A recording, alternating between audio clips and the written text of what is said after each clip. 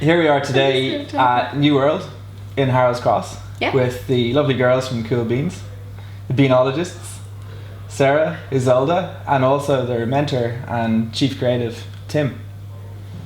Tell us a little bit about the business.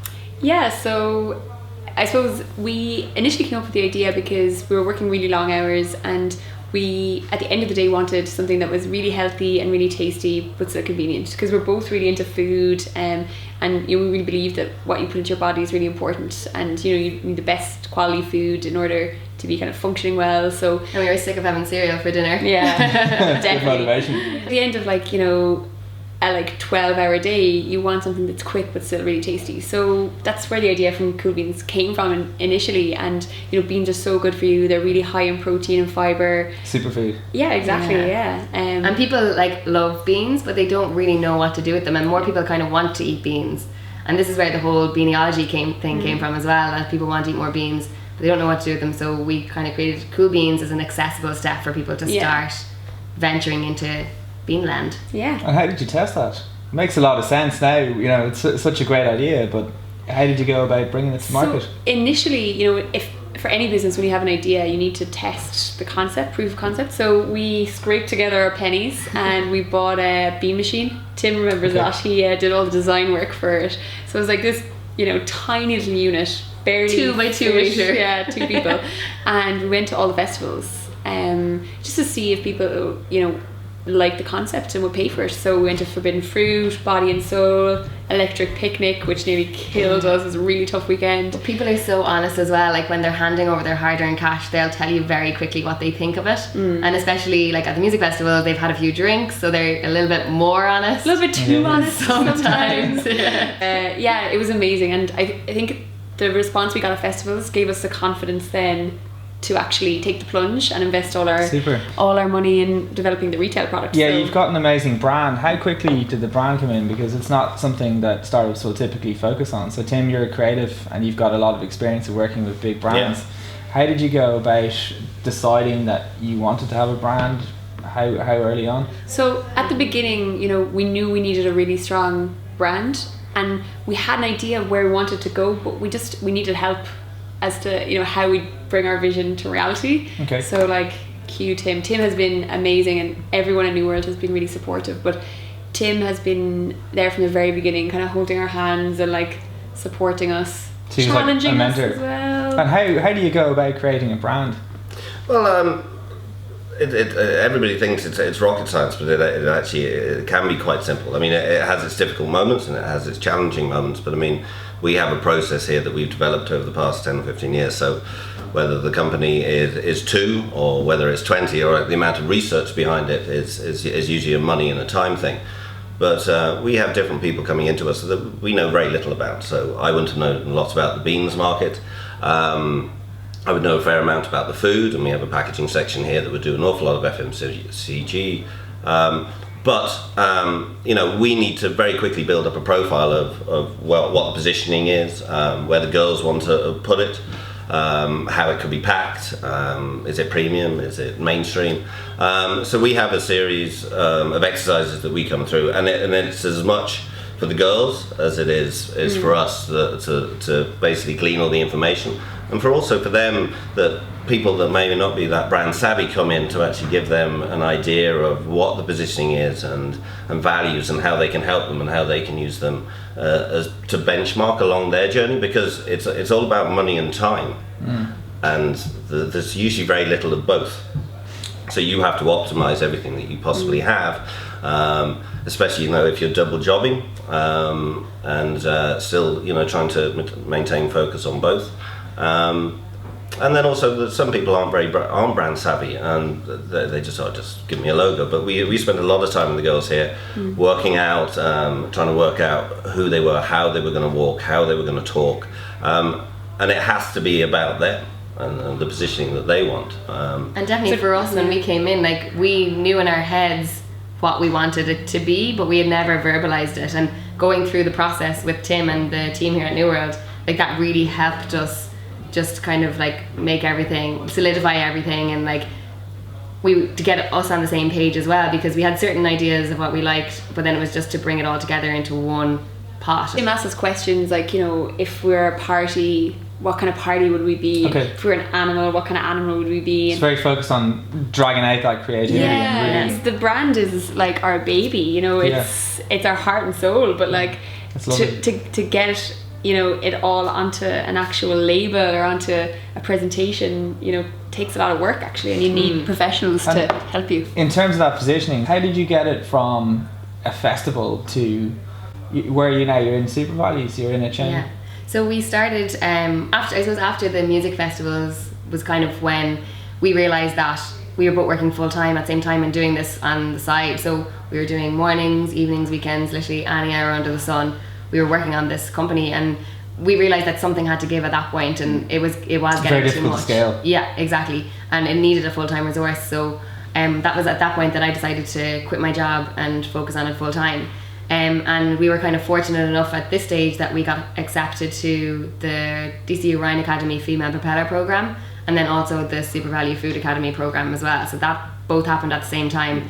And so the Female Propeller Programme gave us a lot of like insight into like the business plan, and like we worked on the lean pitching canvas. Yeah, exactly. So that let us do a lot of like the business development and strategy side of it. And then the Food Academy obviously then was all focused on the food side, so how to run a sustainable food business, how to get listings, how to launch products, And so you accelerated your learning by going with an established program. And there's lots of supports out there, for startup companies as well. It's just about researching the right ones for you, because finding the right fit. Yeah, because there's so many of them now. It's picking one that fits with what you want to achieve as a business. So the female one was really focused on accelerating female-led companies, and it was the perfect fit for us because it was part-time and it worked for Isolde's schedule. And then the food one was just so niche and like focused on us. It was brilliant. Well, I think we did because we looked at the PowerPoint, and I think that's important. That's one thing that startups don't actually think about that much, and it's usually left by the wayside. And we would work on everything from look to tone of voice to feel. And I actually think a lot of startups let themselves down because they sort of leave it. We did one for another startup, and he took it to a VC in America who was seeing 20 a day, and he said it was the best presentation he'd ever seen. He's seeing 20 a day. So you'd work with the pitch and the you really slide have to, because to project, I mean, if they're in, whether it's in competition to see who gets the funding or whatever it is, the brand is about. It's not just about the product in there, it's the way it makes you feel, it's the way it talks to you, it's the way it interacts with you. And to actually have the confidence, Isolde and Sarah on stage, they should be projecting that because they are the brand. So do you know what I mean? So they have to have a bit. So that is as critical as well. And Bean Machine as well had a bit of attitude on it. I mean, we worked very hard on the tone of voice. I mean, we always said that the monkey could ape around and could be as because these girls are lion monkeys. It could be as risky as it wanted to, and then they could still hide behind we're the business women, but it's the naughty monkey. You know what I mean? So Spank the Monkey and all that was on the Bean Machine, the little trailer, just to give that attitude, because that's who it was talking to. Do you know what I mean? It wasn't after like a grandmother or a mother. Great if they enjoy it, brilliant. But it was definitely aimed at a certain age group that would accept and play with that, But not alienate the rest. You know what I mean? It seemed to be fun and fresh and different. Yeah. And the PowerPoint definitely helped like putting the polish on that for all our pitches, because we've done a fair amount of pitching now over the last couple of years, just through like startup pitching and investment pitching, and then at things like the Super Value conference and stuff like that. So for us, that PowerPoint has evolved, and we've always taken the brand and the tone of voice through everything we've done, and it's really strengthened everything. So I think that's a really good point, and it's important to look at that stuff. And in terms of your own backgrounds, you both worked for Ernst & Young. Yeah. You were with the Young Entrepreneur of the Year Awards. Yeah, so I joined the EY Entrepreneur of the Year programme out of college, and I started there full time. Once I finished my degree, I studied commerce in UCC, and when I joined, Isolde was actually there before me, or just a few weeks after. I think I was there the previous summer. Yeah. You started the week before. Yeah. And then I started, I think, the week after. So Isolde was interning. So I did an internship there for the summer, just in my third year of college. Super. And so that's how we met, and I think that has really benefited us because we worked together first. Yeah. So like I really liked Sarah's style of working, and I thought and we were very much kind of aligned to what we wanted. Yeah. Cool. Yeah. Wow. And Ernst & Young have been quite supportive in terms of allowing you some time as well to work on the project. They've been amazing, actually. Yeah. So I think everyone gives the advice of if you're leaving a job to start a company, like leave it till the last possible second, to actually leave your job, because you need to build up resources, you need to test the idea, you need to have income, you need to live. So even Isolde making the decision to leave, took a lot of thought. You left Ernst & Young at the time. Well, no, so I had just done my internship with Ernst & Young, and then I had moved on, so I worked with Jacob Fruitfield for a couple of years, and then I worked with an investment company that was specialised in the food sector as well, called the Company of Food. So I kind of had a background in food business, and I was reading food business plans all the time, and that has definitely helped as well, I suppose, in what we've done so far. It's really interesting that you've taken a product and that it's really the drive and the energy that is leading the product with the help of the great branding. Where to next? World domination. Well, we want to grow the business in Ireland first, and just we have a couple more kind of kinks within the business that we need to iron out, and we're looking then at how we can scale up the manufacturing. But then ultimately we do want to export the product, so initially to the UK we'll be looking at later this year, and then mainland Europe we've kind of identified Scandinavia and the Netherlands as potential markets for us. And then why is that? That's very interesting. Why are the Nordics? The demographic of shoppers there, really? I suppose they're kind of in line with and it would be kind of cooler in the winter there as well, so there's a number of factors within that. And they have quite a lot of disposable income. They'd be quite wealthy countries, and they have a focus on healthy food, so they like a lot of outdoor sports as well, and outdoor activities, and beans are a great outdoor activity food. Exactly. And then I suppose end game, we'd love to bring the product to North America and Canada, in somewhere like a Whole Foods, that'd be a dream. Through Entrepreneur of the Year a couple of years ago, the winner of the competition was a company called Chobani, and it was a guy who'd started a business. He was an immigrant who'd moved to America from Turkey, and he started a business with like $300. He didn't speak any English, and he grew the business from zero to $1 billion turnover Greek yogurt business in 5 years. Wow. So that's the benchmark. That's pretty much where we're at. We're on a good track.